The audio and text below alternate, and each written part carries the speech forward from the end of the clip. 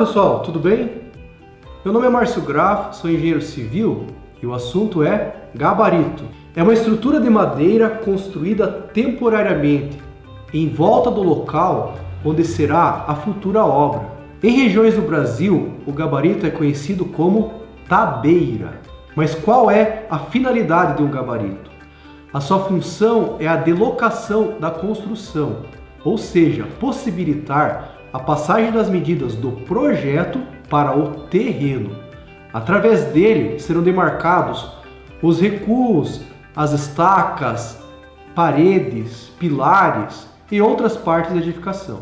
Para passar as medidas horizontais do projeto para a obra, usa-se como referência as demarcações dos limites do terreno. Caso haja qualquer dúvida sobre a posição correta das divisas, é aconselhável sempre chamar um topógrafo. Para passar as medidas verticais do projeto para a construção, ou seja, seus níveis, deve ser usado uma referência fixa, como por exemplo, o nível de um determinado local do meio-fio.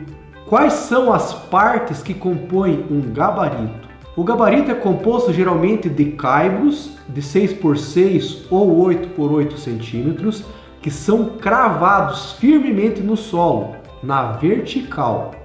Sobre esses caibros são pregadas meias tábuas na horizontal, sempre devidamente niveladas. Sobre essas meias tábuas, com o projeto de fundação em mãos, inicia-se a demarcação das paredes externas da construção, com o uso de pregos e de linhas de nylon. Em seguida, deve-se conferir se as linhas já esticadas ficaram no esquadro. Para isso é usado o teorema de Pitágoras, na qual a soma dos quadrados dos catetos é igual ao quadrado da hipotenusa.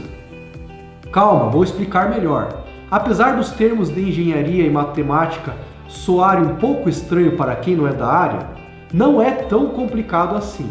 Para facilitar o trabalho na obra, é usado um macete, usando a ideia do teorema de Pitágoras. A partir de um dos cantos do encontro das paredes, é marcado sobre a linha de nylon o local onde a medida dá 60 centímetros.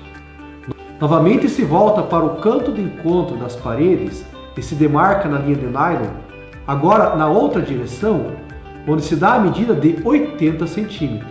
Em seguida, mede-se a distância da diagonal que forma entre as duas demarcações anteriores. Caso encontre 100 centímetros, significa que as linhas estão no esquadro, ou seja, formam entre elas um ângulo de 90 graus. Se não encontrar a medida de 100 centímetros na diagonal, significa que as linhas não estão no esquadro e precisam ser corrigidas. Pessoal, isso é de extrema importância. Sabem quando vocês observam que o rejunte de um piso cerâmico, assentado paralelo a uma parede, inicia-se com uma determinada distância e termina com outra distância? Isso é porque houve um erro no esquadro. Vejam só, um erro na obra, antes mesmo de entrar o primeiro tijolo, ficará para sempre se não for corrigido. Após a conclusão do gabarito, geralmente a primeira parte da obra a ser demarcada são os centros das fundações. Para que o mestre de obras não se perca na locação, sugere-se sempre identificar em uma das direções das linhas com letras e no outro sentido com números. O encontro das linhas apontará o local exato do centro de cada estaca, passando a posição para o terreno, através do uso de um prumo de centro. Nesses locais é cravado um piquete, que são pedaços de madeira. Agora vou passar para vocês 5 cuidados sobre a locação de obras. Cuidado número 1. Ao passar as medidas do projeto para o gabarito, use sempre trenas metálicas. Isso porque as trenas de fibra, elas sofrem variações ao serem esticadas. Cuidado número 2. Preste muita atenção ao andar pela obra. Se alguém descuidar e esbarrar ou chutar um piquete ou o próprio gabarito, poderá provocar um erro na locação e na futura construção.